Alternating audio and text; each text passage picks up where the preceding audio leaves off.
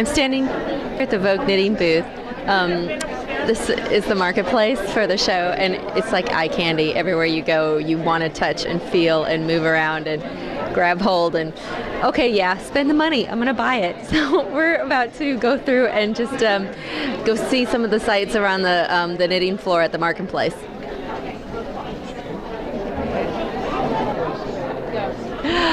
We're stopped at this booth because they have a t-shirt that says knitting is sexy. It's so funny, the things that we have here, you know. Knitters have a good time, you know. So we have this book called The Yarn Whisperer by Clara Parks. Would you tell us a little bit about it? Sure. It's basically my life story, but as told through stitches and yarn and kind of knitting metaphors. That's really cool. And are you selling lots of books while you're here? Yes.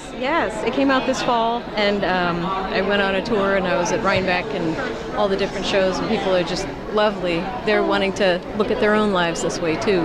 That's really sweet. We're here you. at the Vogue knitting floor. This is where the fashion shows are going on today.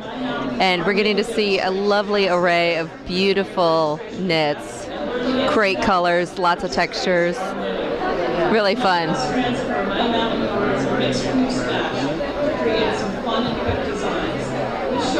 Here witnessing a knitting frenzy. Bags of skeins of yarn, all one dye lot. It's irresistible. You just can't not dig your hands in and search for your favorite color.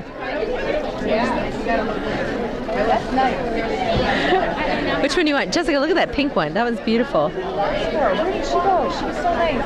She's over there. I'm here at the Crochet Knit Give Share Warm Up America Foundation booth, and I'm visiting Mary Colucci.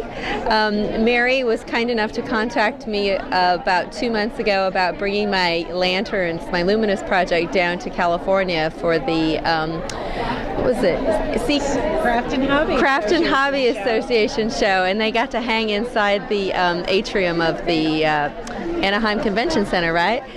Super fun. I'm gonna get this back. Well, everyone responded so enthusiastically about the lanterns because you use such wonderful colors and lots of wonderful textures. So it was great to be able to share it with so many new people. Thank you. I'm so excited. It was really a great opportunity. So here at Vogue Knitting, there's everything you could ever want, from like beads down the way to these gorgeous, gorgeous buttons. Let's look at them. This one has got like little snowflakes in them. They're all so intricate. I mean, we were just talking, you could like make a bracelet out of these. You don't even have to like knit anything with them. They're just, I mean, God, look at this. This is like a brooch. It's brooch worthy. You could make it a clasp for your, you know, you put on a little cowl and you could just put this little accent on it. It would be so gorgeous. Wow, really lovely stuff. This is what they call a yarn tasting station. So what they do is each yarn company sets out lovely little balls of yarn with needles, and you can try it out. You can just sit and knit and try it out, and there's no cost to do it, and you can just get the feel of it and see how it works, because some people just don't like plied knitting. Plied yarn. Some people love plied yarn, so it depends upon what your tastes are, and then you can also get an idea of how it's going to knit up for you. So everybody here is wearing something that they've made in general, and it's so fun to look at everybody and talk about the process of their making it. So tell us a little bit about the shawl you're wearing. Well, I picked it up last year at the Maggie Jackson booth, and I fell in love with it. She had 4 or 5 different ones to try on, and I tried them on, and she said it was very forgiving to knit, and she was right. It was very forgiving. So it took me about a year, and I was literally finishing it on the train on the wagon today, so I would be able to wear it, and it's wonderful. That's awesome. That's so fun. Turn around. Oh, okay. Look at all the details in it. Wow, it's just really cute, and it's got like chains and, oh, that's so nice. Literally stitching it, weaving ends this morning on the train in. I had to stop. I pulled to Grand Central. It was over. That's it. Game's over. I need to attach the buttons still, but that'll be later. Oh my gosh, you've got buttons too. Thank you so much. Thank you. So talk about big knitting. She is knitting this giant yarn together with, I think she said their size 50 needles. And she said that you can put together a project in 2 hours or less, which is really cool when you're using something that large.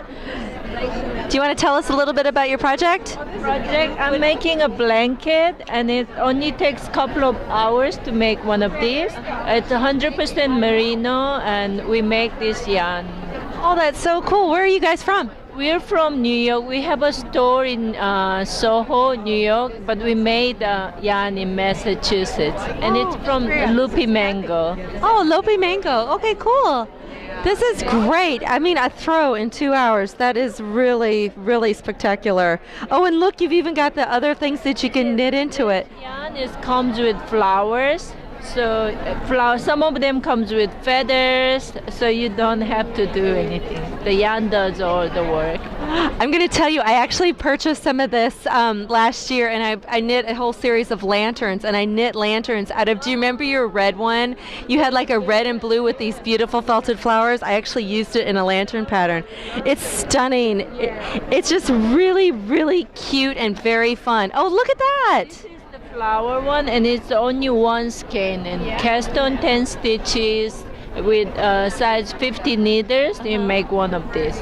That is gorgeous. That is so, so pretty. Thank you. So here we are at the Maggie Knits booth, and we're going to interview right now the lovely woman who inspired the shawl that we talked about before. Yes, thank you. The one that, because she came rushing to the booth, they interviewed me and everybody's stopping me.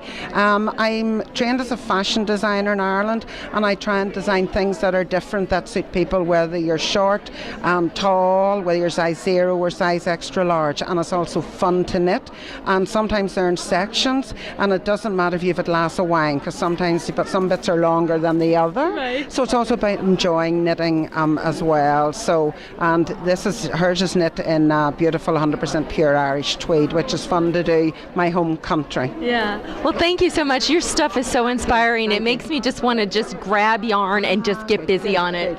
Thanks. Jessica would like me to hold up the sweater that she's totally in love with. Isn't that stunning?